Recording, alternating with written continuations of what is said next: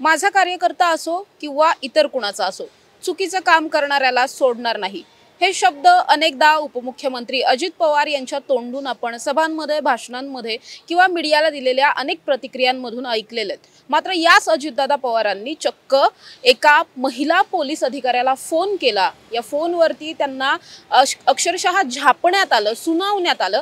आणि या सगळ्या मागे कारण होतं ते म्हणजे एका कार्यकर्त्याकडून जी काही बेकायदेशीरपणे मुरुम उत्खनन चालू होतं त्यावरती कारवाई करायला ही महिला अधिकारी आलेली होती आणि IPS लेवलच्या ऑफिसरला अशा पद्धतीने झापलं गेलं.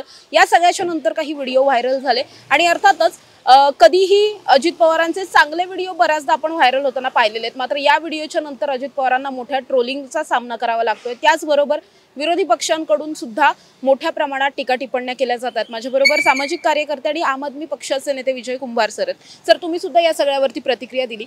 खरं तर अजित पवारांकडून अशा पद्धतीने महिला अधिकाऱ्याला बोललं जाणं हेच मुळात किती चुकीचं वाटतं? हे पूर्णपणे चुकीचं आहे. अजित पवार याही पूर्वी अशा अनेक वक्तव्यामुळे जे गाजलेले आहेत, जे वक्तव्य त्यांनी करायला नको होतं तशी वक्तव्य पूर्वी केलेत. परंतु एक महिला अधिकारी यांनी आपल्या कार्यकर्त्याने आपल्याला सांगितलं आहे ते बरोबरच आहे असं समजून, बरोबर आहे असं म्हणता येणार नाही पण ते बरोबर आहे असा समज करून घेऊन, कारण जे काही चालवतं त्याच्यावर हे स्पष्ट दिसतंय की कारवाई थांबवायला अजित पवार सांगत आहेत. कुठल्याही नेत्याने, कुठल्याही मंत्र्याने, कुठल्याही उपमुख्यमंत्र्याने कुणालाही कुठलीही कायदेशीर कारवाई थांबवायला सांगणं हा क्राईम आहे. म्हणजे सर्वोच्च न्यायालयाने असं म्हटलं की वरिष्ठ अधिकारी अनेकदा तोंडी काहीतरी सांगतात आणि नंतर आपलं म्हणणं फिरवतात. तर ते तसं करण्याच्या ऐवजी या अधिकाऱ्यांनी त्यांचं रेकॉर्डवर घ्यावं. आता या महिला अधिकाऱ्यांनी त्या कार्यकर्त्यांनी कुणाला फोन केला त्यांना माहिती नव्हतं. अजितदादांची अपेक्षा अशी दिसते की त्या महिला अधिकाऱ्याने आवाज ओळखायला पाहिजे होता. पण हल्ली जे टेक्नॉलॉजी एवढी झाली की कुणी काही फोन करू शकतो, कुणाचाही आवाज काढू शकतो. आणि त्यांनी अगदी बरोबर सांगितलं की माझ्या फोनवर फोन करा. आणि मग अजितदादांनी तो फोन घेतला आणि त्याच्यावर व्हिडिओ कॉल केला आणि मला ओळखलं नाही का, एवढं तुमचं डेअरिंग झालं कसं, असे शब्द वापरलेत. एका महिला अधिकारी आहे हे माहिती असताना म्हणजे पुरुषाशी असं बोलता कामा नये, परंतु विशेषतः महिलांशी बोलताना धमकीच्या भाषेचा वापर करणं हे पूर्णपणे चुकीचं आहे आणि यालाच क्राईम म्हणतात. आणि हा क्राईम म्हणजे त्या कार्यकर्त्यांनी अजितदादांना क्राईम करायला उद्युक्त केलं, अजितदादांनी तो क्राईम केला. त्या कार्यकर्त्यावर आता माझ्या माहितीप्रमाणे गुन्हे दाखल झालेत. या महिला अधिकाऱ्यालाही काहीतरी नोटीस मिळाली असं कळतंय. म्हणजे गुन्हा उद्युक्त करणारा जेलमध्ये, पण प्रत्यक्ष गुन्हा करणारा मात्र निवांतपणे राजकारणामध्ये हिंडतोय. ही परिस्थिती राज्यामधली बदलायला पाहिजे. ज्या पद्धतीने अजित पवार वागले ते सगळं बघता मुख्यमंत्र्यांनी याच्यावर एक कायदेशीर जबाबदारी त्यांची म्हणून आणि एक नैतिकता म्हणून याकडं गांभीर्याने बघून यांच्यावर कारवाई करायला पाहिजे, म्हणजे अजितदादांवर. सर, आपण जर पाहिलं तर मुरुम उत्खननाचा हा सगळा प्रकार होता आणि जेणेकरून एखादा कार्यकर्ता थेटपणे उपमुख्यमंत्री असलेल्या किंवा आपल्या पक्षाच्या प्रमुखाला फोन लावतो. म्हणजे एखाद्या कार्यकर्त्याच्या पक्षाच्या प्रमुखाशी इतका जवळचा संबंध असणं किंवा थेटपणे पर्सनल नंबरपर्यंत बोलणं करून देण्यापर्यंत हे सगळं होणं, याचा अर्थ या सगळ्यामध्ये खूप मोठं हे रॅकेट वगैरे असू शकतं. म्हणजे त्या कार्यकर्त्याला खात्री आहे की आपण काहीही केलं, किती मोठा क्राईम केला तर आपले दादा आपल्याला वाचवणार आहेत, अधिकाऱ्यांना झापणार आहेत, त्यांना कारवाई करू नका असं सांगणार आहेत, याचा विश्वास होता. म्हणूनच त्याने कार्यकर्त्यांनी अजितदादांना फोन केला आणि त्याचा विश्वास अगदी बरोबर ठरला की अजितदादांनी त्या अधिकाऱ्याला झापलं, त्यांना धमकी दिली. याचा अर्थ हे उघडकीला आलेलं उदाहरण नाही, अशी शेकडो उदाहरणं असतील. आणि राजकारणी नेहमी असे अधिकाऱ्यांना फोन करत असतात, वेगवेगळ्या कारणासाठी करत असतात. त्याचं जर एकदा हे बाहेर पडलं व्हिडिओ रेकॉर्डिंग सगळ्यांची, तर महाराष्ट्रामध्ये हाहाकार मचेल.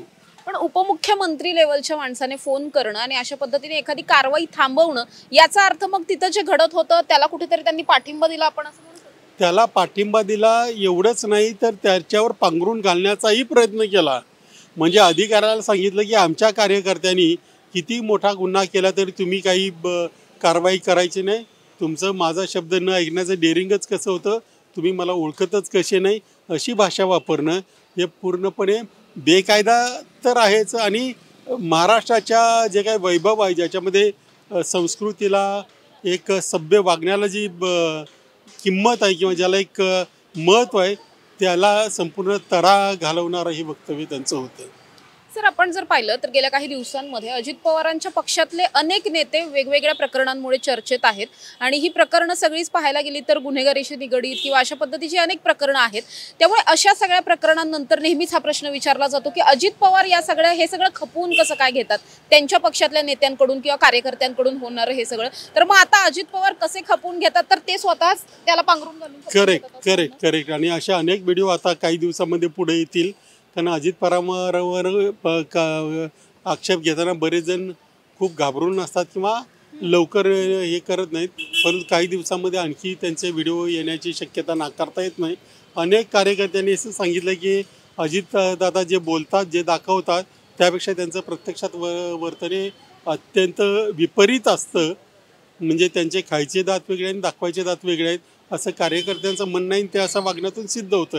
हे काही पहिल्यांदा घडलेलं नाही. ज्या पद्धतीने घडलं ना, हे कोणी नवख्याने माणसाने केलेलं नाही, याच्यातल्या अनुभवी माणसाने केलेलं हे कृत्य. त्यामुळंच मुख्यमंत्र्यांची जबाबदारी जास्त मोठी आहे की सत्तेसाठी अशा लोकांना खपवून घ्यायचं की त्यांच्यावर कारवाई न करता आपणही त्यांचे समर्थक आहोत असं दाखवायचं.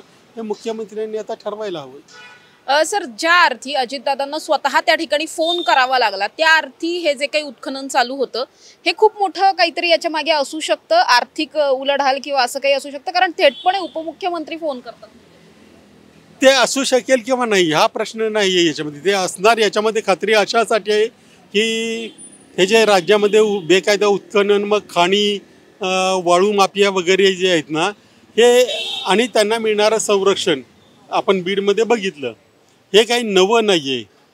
परंतु एखादाच अधिकारी आता अंजली कृष्णांसारखा आला की ज्यांनी थोडंसं त्या बाईंनी थोडंसं धाडस दाखवलं, ते चुकून घडलं की मुद्दाम दाखवलं हे माहिती नाही, परंतु त्यांच्या धाडसामुळे हा प्रकार उघडकीला आला.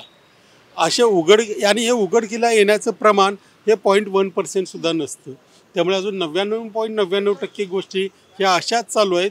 आणि होतं काय की याच्यामध्ये जे छोट्या मासे आहेत झालीच तर त्यांच्यावर थोडीशी कारवाई होते, नाहीतर जे बडे मासे म्हणजे जे राजकारणी, अधिकारी, मंत्री आहेत मोठे, ते सहज सुटून जातात.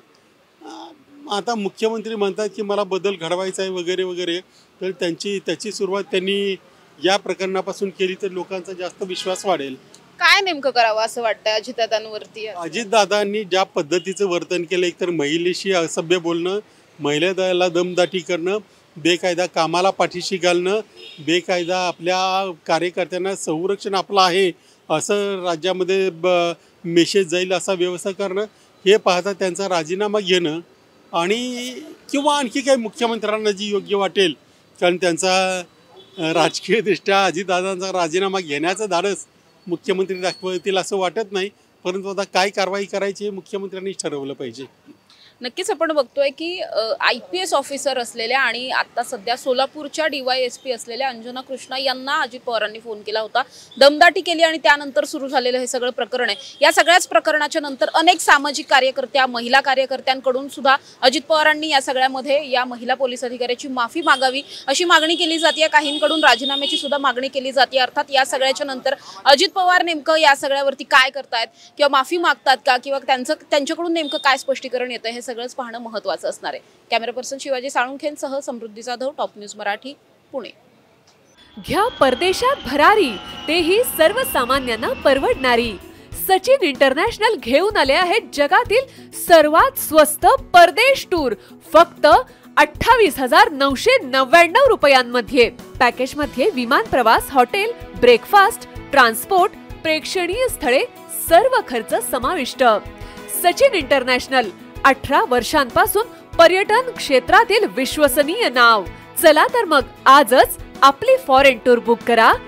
संपर्क 7767989898.